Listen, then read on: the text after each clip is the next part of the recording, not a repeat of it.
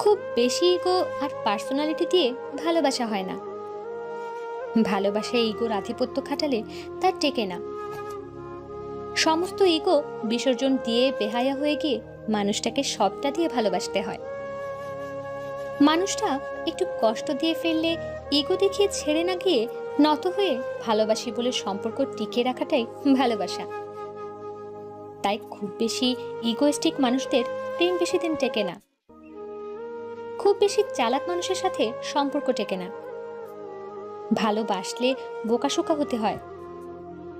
অনেক বড় বড় দোষ দেখেও বোকার মতো না দেখার ভান করতে হয়, না হলে প্রেম টেকানো মুশকিল।